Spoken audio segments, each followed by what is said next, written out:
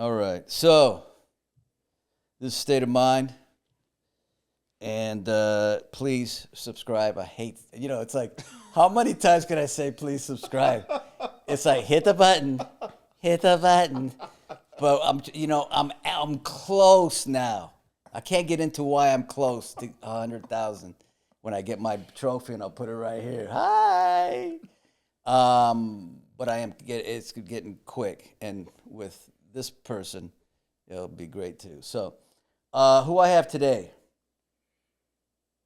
He doesn't know, but I used to watch him, and I'll get into it more, but he's one bad dude. Okay, I'm not joking. And you'll know why I say that even more so, because not that I didn't know him, I just didn't like him. I wanted him to lose. Okay, but only because I like the underdog.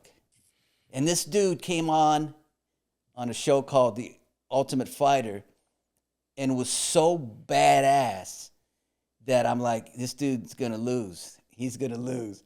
And it was amazing to watch this guy because he was that good. I'm not joking. So here he is. It's for me. I'm like a kid in the candy store because he's a UFC fighter. Now he beats somebody in boxing. He's a kickboxer. This guy is amazing. But I'll tell you why he's here.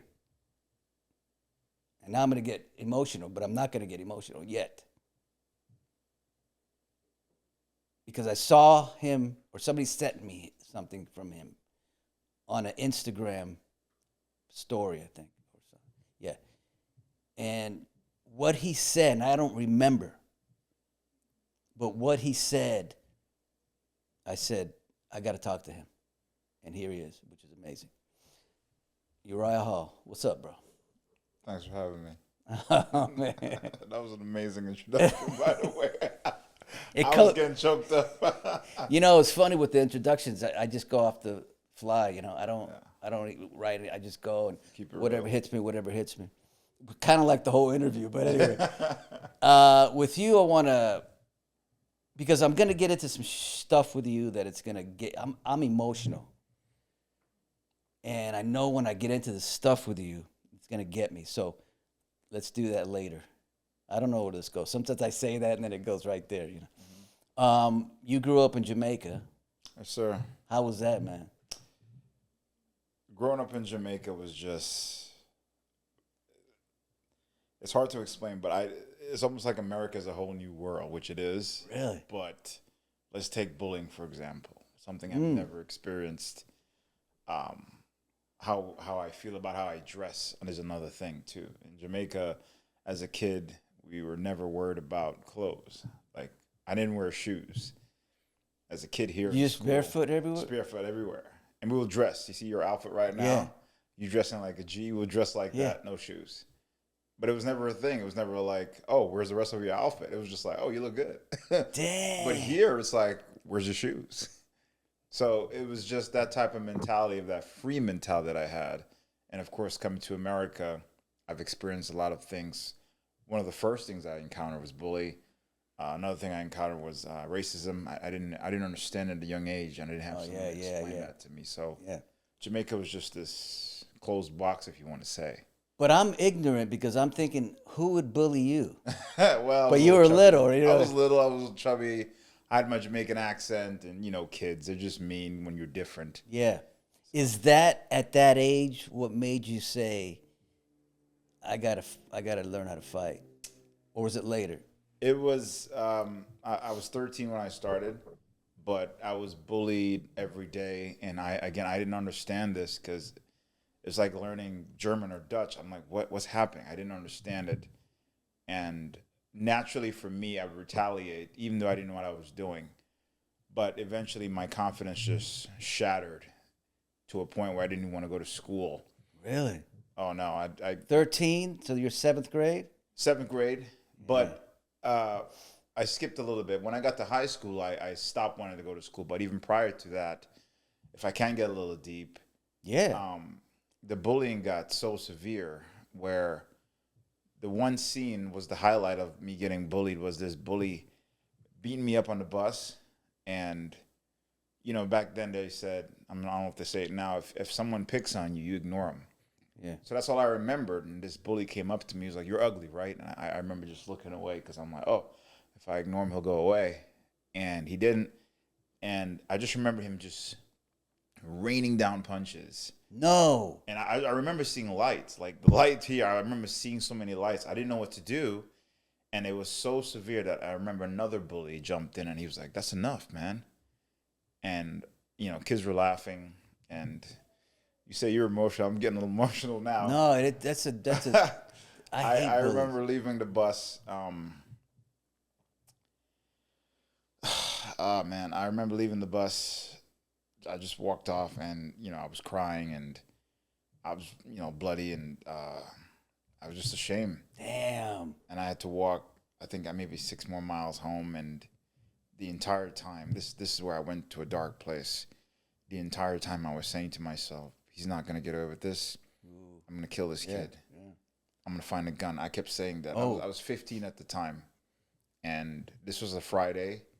And I remember asking in the neighborhood where I was, it was kind of a little bit of a hood. I was like, "Hey, do you know where I can get a gun?" And people were looking at me like, "Who the hell is this kid asking for a gun?" Wow. And I was asking for a gun. So when you hear all these stories about these kids shooting up school, I understand where it came from because I was one of those kids.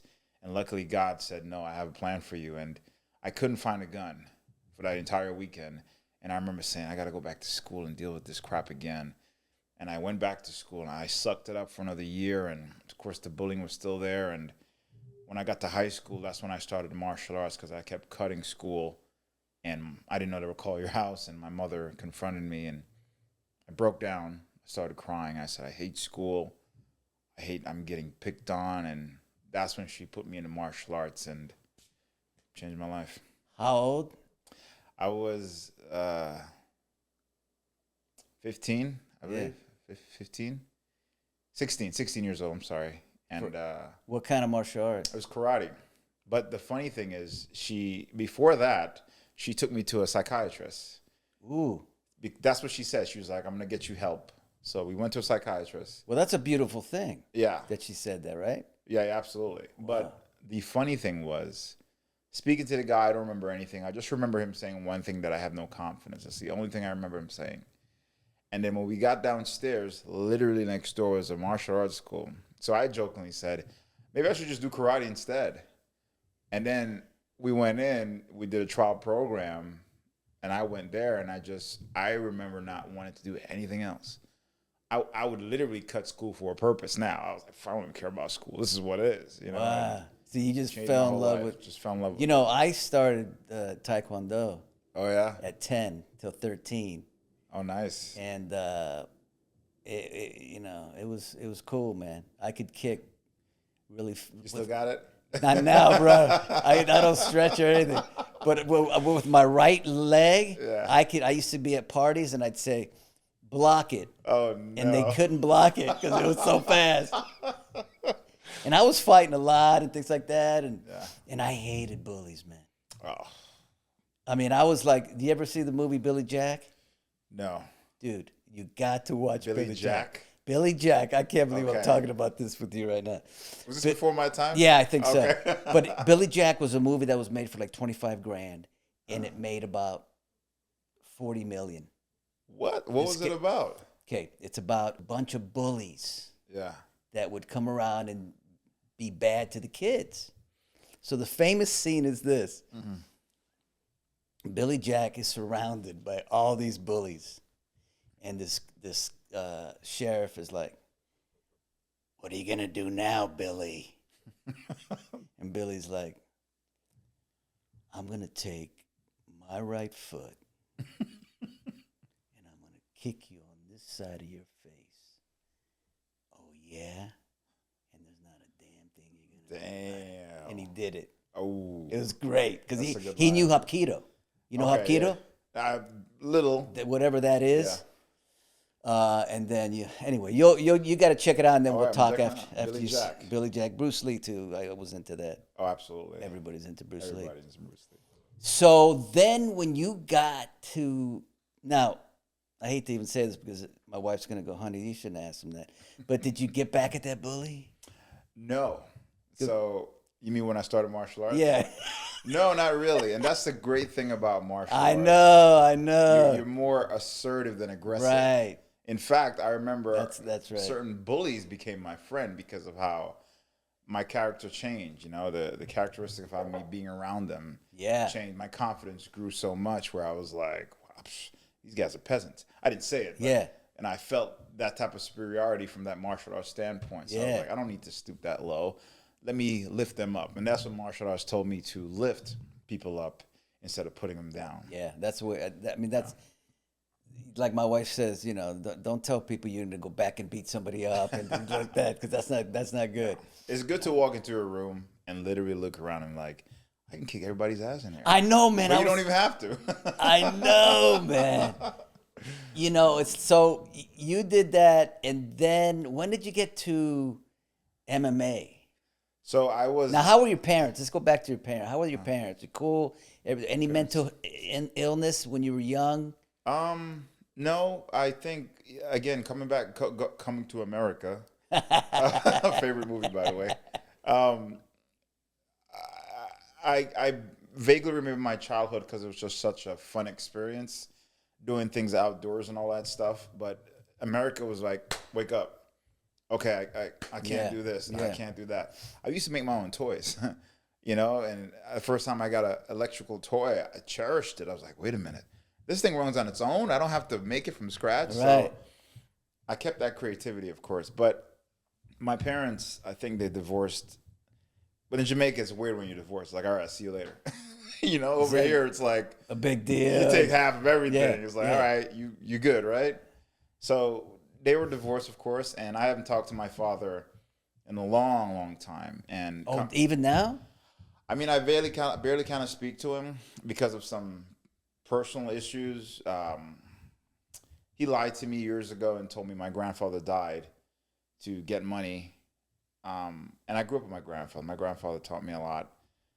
And, you know, I was close with him. And I was in America for a while. So when he called me and told me that, I remember crying and stuff. And a month later, he called me and said, hey, your grandfather actually just passed away, like yesterday. And I was just like, and I was a kid. I forgot how old I was, but I was still young, and it affected me where I didn't talk to him for like 20 years. 20 years. And my mother, even though they're not together, you know, she is probably the most important person to me in the world, because I've seen that woman gone through so much, and she's always remained true to herself. I've seen my aunt treat her like garbage, or when she was younger, I heard she was pregnant, and, you know, back then we had cellar with goats, and my aunt would tell my grandparents to make her sleep under there. And I mean, she went through some stuff, and I was like, how do you take this? What's wrong with you? And I was furious, and she always taught me to always remain true to myself, that it's important to keep that. She's like, the world's always going to change,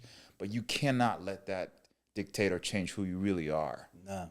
And that's in the UFC, I've struggled with that because I'm a human being, I feel, and it's viewed as this barbaric sport where you have to be a certain way, be a certain character. And here comes this person with feelings. You know, I knock someone out and I'm like, hey, you okay? And it's like, why are you apologizing to him? Like, I don't know, he's a human being. I wasn't taught that. I didn't know that I'm supposed to be mean, and I didn't know how to separate those emotions, because I can beat you up, but we can still be human beings. And credit to the martial arts. So, well, I saw a video of you. I think it's kind of famous, maybe. Oh yeah, the kick, and just kick. The look on your face.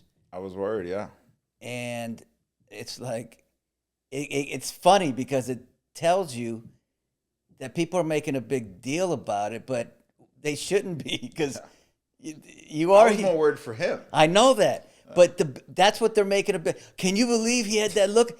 Well, that's what I'm. Well, you know, that's what I'm supposed to do. But again, it's taught.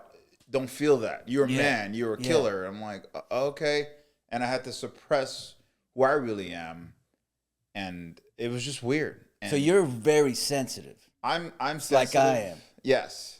But we look like we tough as nails. Oh yeah, my assistant is like, dude, you should smile. And I become awkward when I smile. I'm like this. But I'm a realist. I'll Yeah. tell you how it is. If I don't like you, Yeah. because of your energy, I'm big on energy right I'm now. big on energy. So big on it. What Everyone's not for you. Energy's. I mean, I'm so big on it. So big, You especially can- now. Yeah. Yeah. Have you always been like? I've always been like that. No, I think no. as I got in my 30s and life just happening, I'm like, wait a minute. Why do I have to pretend to be something I'm not?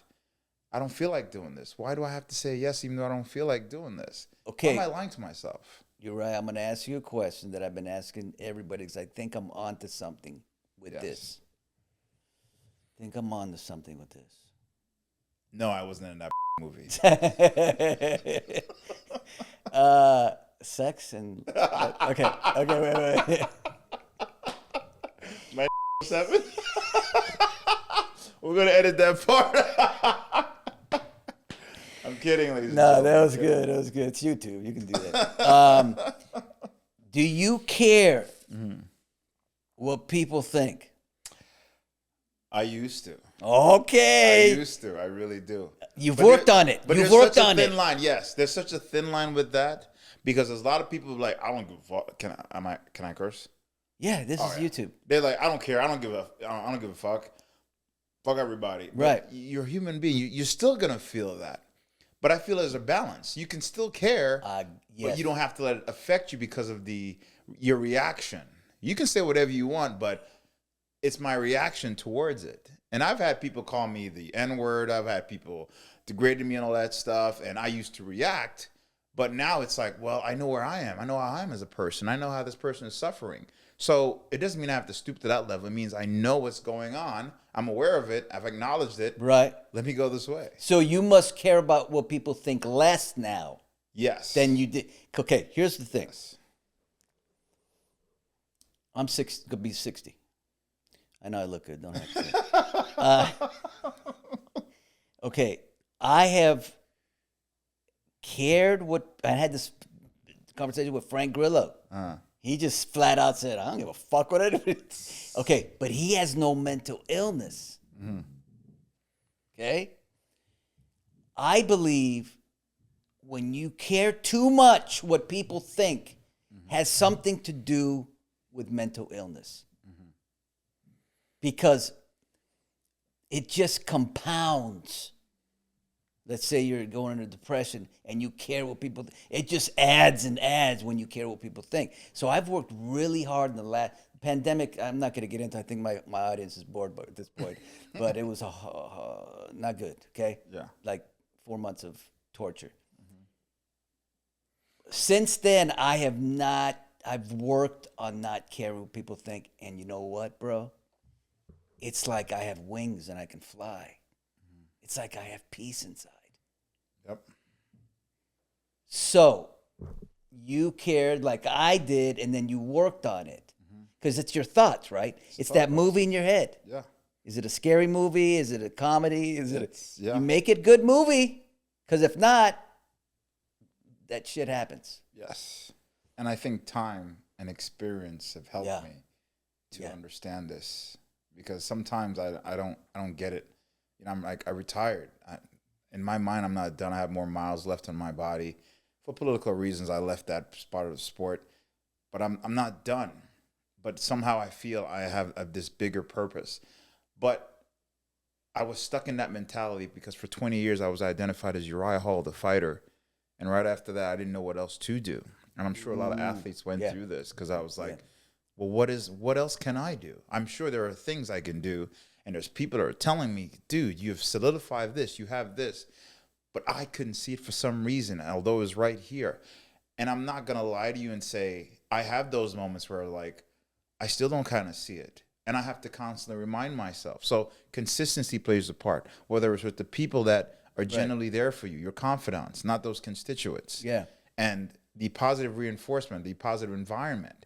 And to constantly tell yourself, even when those negative affirmations are coming, remind yourself, no, you're still good. No, but it's okay to feel this way. That's one of the things I didn't realize. Something's wrong with me. It's okay. You don't hear that a lot. That's right. It's okay to feel this way, That's but it's right. not okay to stay there. No. Right. But let's get to the when you were depressed. Yes. Because I think you were. I talk about this in terms of gears. Mhm. We want to stay in first gear. That's where I'm at all the time now. So badass. But I think yesterday I was in like almost third. I was like, what the fuck? You don't want to go to fourth. Uh-huh. And I was in like sixth or seventh coming pandemic. Uh-huh. Okay. If I didn't get help when I did, we wouldn't be here. Okay. Is that, what gear were you in? Well, right after me making that decision, a lot of people didn't know this, but You retired from mixed martial arts. Yeah.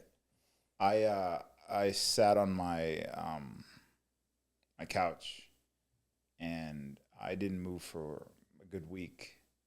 And in that week, I plummeted into this darker place in my mind of what else can I do? What can I do? I'm not done.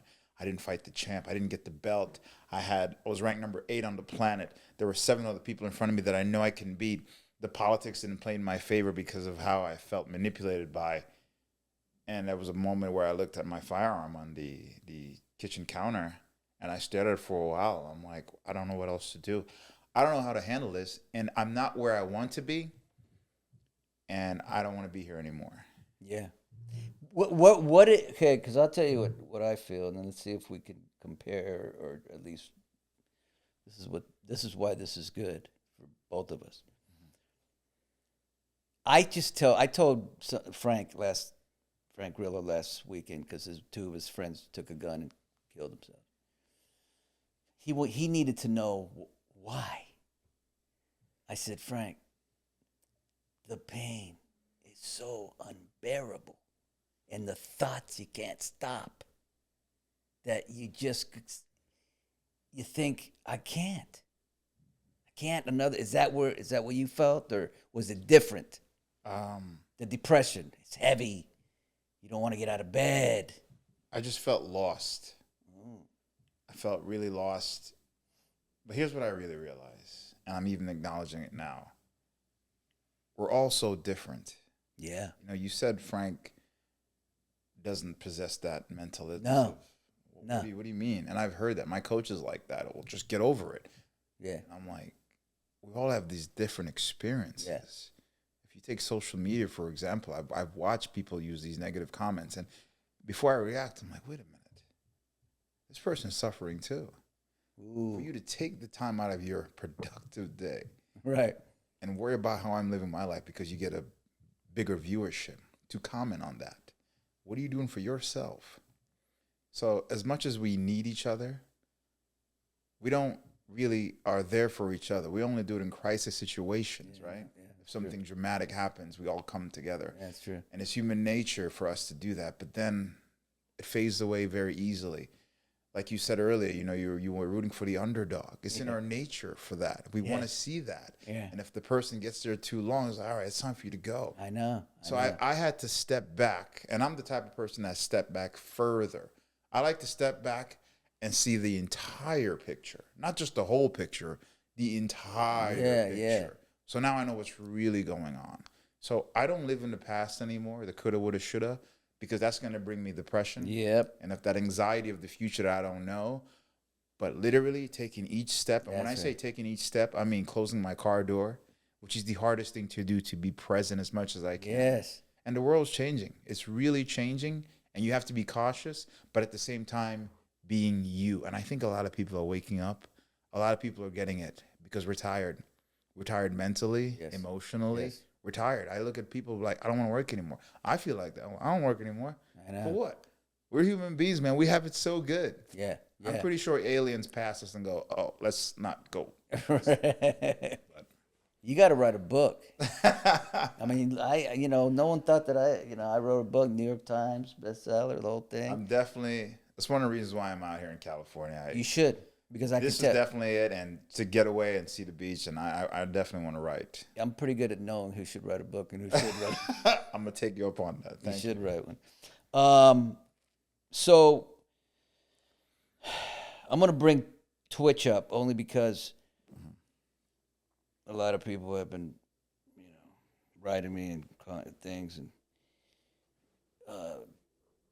he passed away yesterday, I think it was, and I'm not going to assume I know what it was or why he did it, but it is amazing because it's very difficult because mental illness it's invisible. It is. You can't. It really hurt me. I don't know why, because I'm a fan of his, and I used to watch him and his beautiful wife and his kids, and, you know. But during the pandemic, I want to bring this up just because I also want to say when we talk about this deep stuff, that when you get out of it, look at Uriah, look at me, because we went through it, and we probably thought we couldn't, but we did, and then we're rewarded. That's how way life is if you do it right. Okay, you may go down another road that's not good, and then you're in big trouble. But if you take the right road, what's happened to me in 2 years is. But anyway, during the pandemic, I do this thing called Cameo, right? Yes. You heard of Cameo? I have an account. I barely. Okay, Cameo's good to me. Okay, and I love Cameo because I get with the fans. It's great, make people feel good and stuff. Well, during the pandemic, when I was in my worst shape, I had to, during Mother's Day, I had to do 500 cameos. Okay? Now, you have to understand, I'm not sleeping. I'm ready to die. It's just the worst. And I was literally, that's 500 in 1 week. I was like, I was falling asleep doing this shit. And I even have some cameos, and this is how great these fans are. They never complain. Uriah, I was like this. And I'll show it to you. I was like this. I need some Maurice. But, here's the thing, though. Because my wife said, I'll call him, and you're not doing it. I said, no, I'm doing it. And then I do it. I'm like, I can't do it. No, I'm calling him. No, I'm doing it. I did it. That's the thing. We think we can't, but we can. Yeah. And you're a fighter. Now we're going to get into some fighting talk. This is why I'm so excited. First things first. I watched him on Ultimate Fighter, the Dana White show.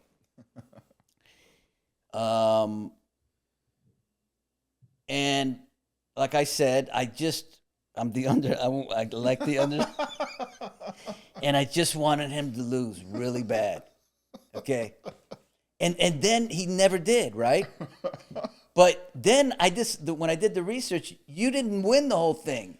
No, my best buddy beat me. Which I didn't. I thought you won every, because I just see you always. You're like, he's gonna win. Maybe I didn't watch the last one. Yeah, you did. You're like, because this dude. But what happened with Uriah, and this is not because he's here. I just gave up because the dude was so good. I was like, this dude, because I remember saying, this dude is just the best. And you had technique, right? You had everything going. So then. What is it like? First of all, my son will want me to ask this. Why don't you fight Jake Paul, dude, and kick his ass, please? Are you kidding me? I would love to. Oh, really? I've been trying to, but here's the thing with that guy. He's very strategic.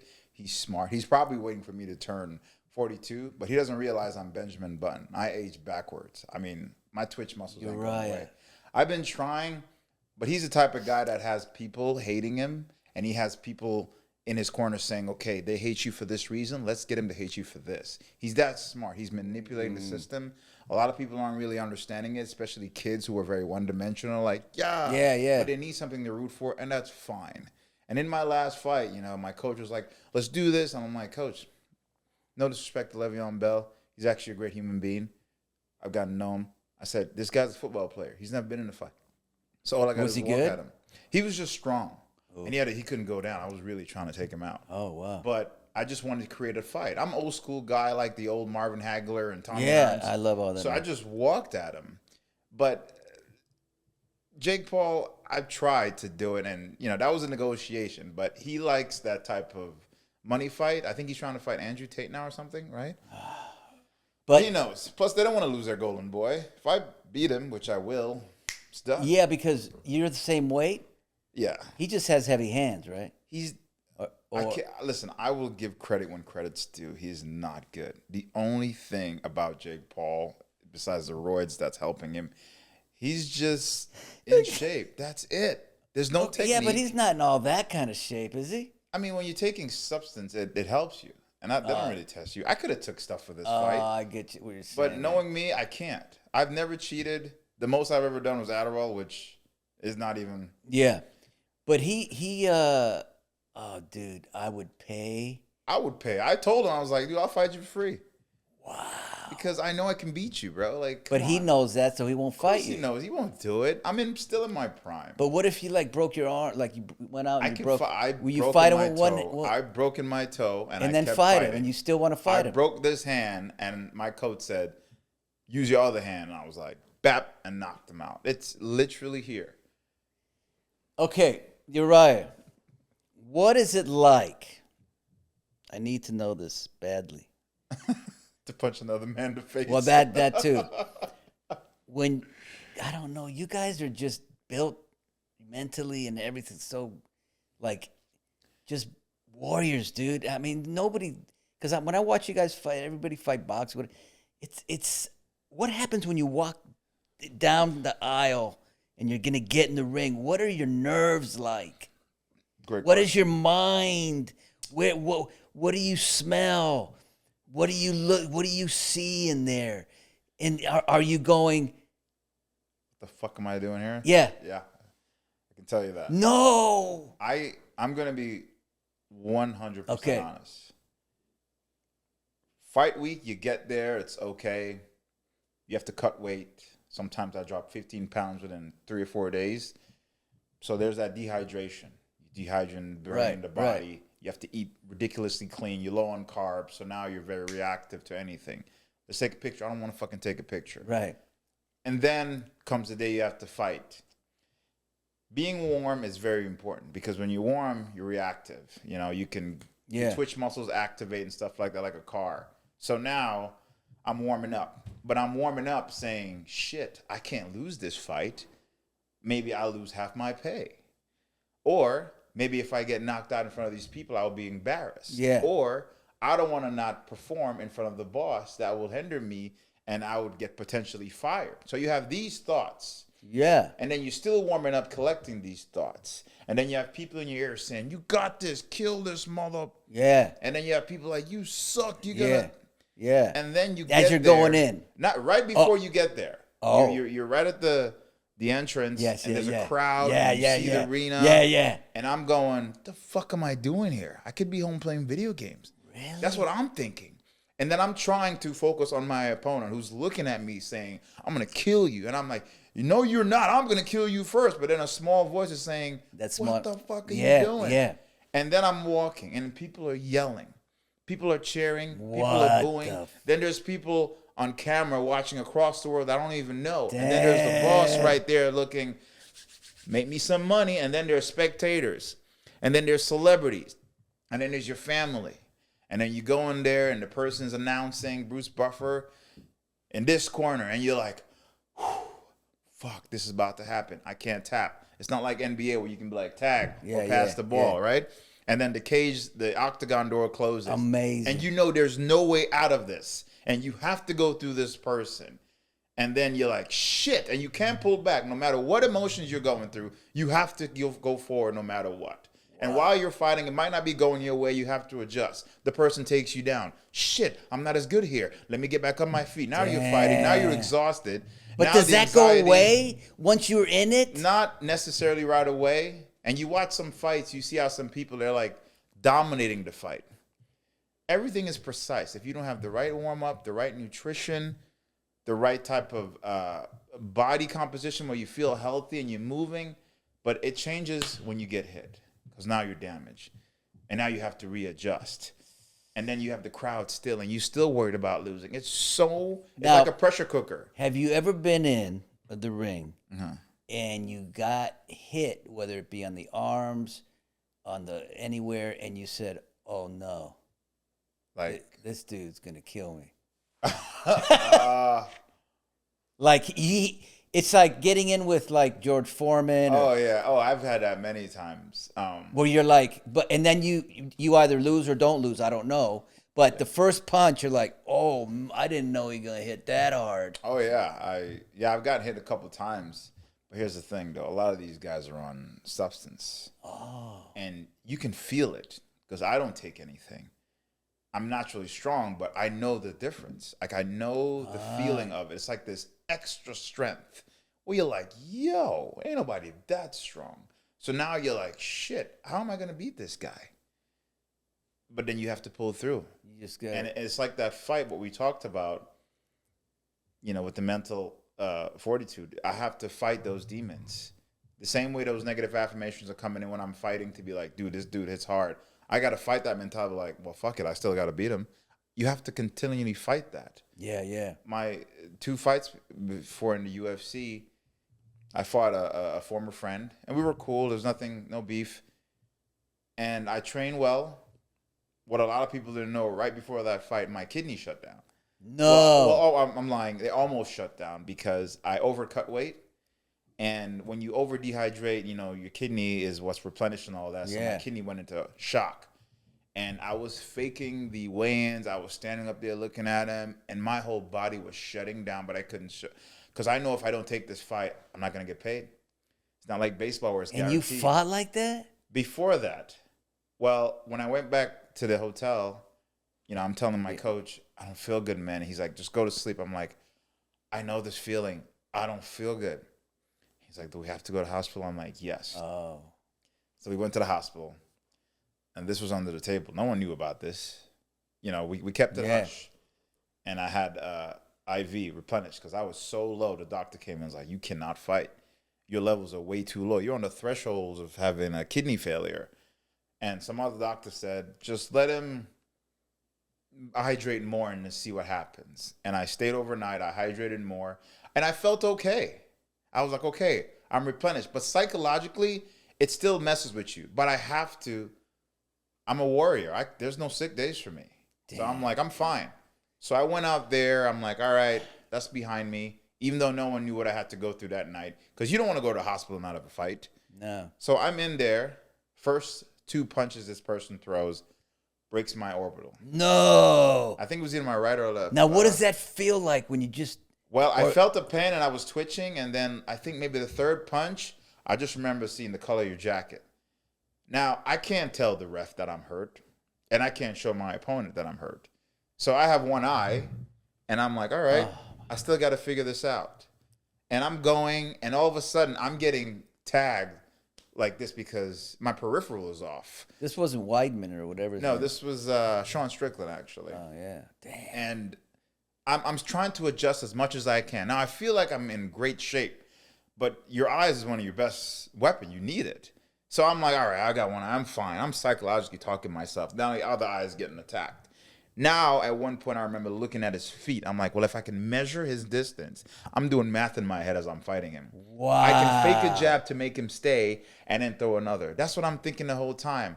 Now, the whole fight, I'm getting tagged. I'm getting beat up by like round, and it was 5-5-minute rounds. So it's 25 minutes. Oh, my goodness. By like the 4th or 3rd round, I remember there was a point where I was like, I'm done. I can't win this fight. I have nothing.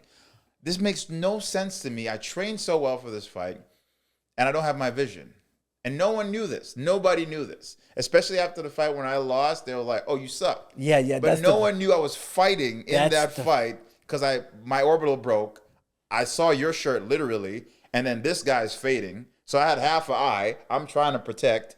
And that's the type of warrior mentality. But you know what? I like it. I like being in there because that felt real to me. Yeah. It felt real. I don't know. But Uriah, why can't you just have somebody after the fight just tell everybody that you were fighting with that stuff? You know what? The good thing about that is you really see people for who they really are. I know, but if it were me, I'd be like, Michael, can you just tell everybody that this guy broke my thing? And no, as a warrior, for me and how I look at it, I don't need any sympathy. I don't need people are always going to have their speculation. I mean, I don't know everybody's battle. Everyone's going through their own shit. We all are going through our own shit. But I appreciate what you did 20 times more now. that But and that's why I appreciate you for that. But it's not for everybody. Yeah. I'm not for everybody. It's 8 billion people. We're not all gonna like me. I get you. And that's okay. I'm okay with being disliked. I'm at that point in my life. Well, I'm that free and secure. That's a great place to be. That's what I'm talking about. Yeah. That's where I think I'm at about 90% now, and it's dangerous because me not caring what people think, I'm gonna start talking. I'm gonna start saying stuff. Hey, Maurice, can you give me a fuck? Oh, you know I don't give a fuck. So I'm gonna ask you one last thing. Yeah.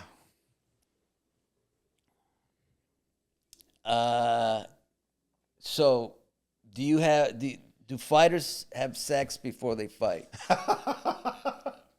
So I try not to. And But it doesn't. It's a myth. it's for how you believe it. But I personally think it works because what it does, it makes you focus one-dimensionally. If I can take out any type of distraction, I starve my distraction and I feed my focus. My distraction would be Say that women. again. I like that. I starve my distractions and I feed my focus. Ooh. So my distraction, whether it's women, whether it's video game, whether it's eating incorrectly, whether it's hanging out with the wrong crowd, whether it's doing things that's not going to help me to become a better version of myself in that time frame, I have to starve those distractions. And if I feel sex is going to make me a little bit, then I don't need that.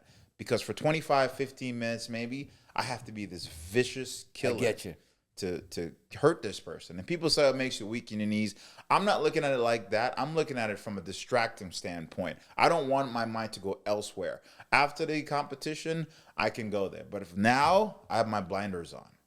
Yeah, but I wonder if it's scientific that it makes your knees weak. I'm not going to lie. Years ago, I was probably 23. I've done it before my fight. It was a boxing fight, and I felt the difference. I felt the difference. And I was like, yep, never again. Really? Yeah. I would say a good 2-3 days max, you're good. Yeah. But if you really want to become, because isn't it like for women, the more they have sex, their testosterone goes up? Yeah. Where for us, you take it away, we become Could be, yeah. So I think you want to be hungry. Away, yeah, you want to be vicious. You want to be like aggressive and for that time frame. And you know, I'm not gonna lie to you.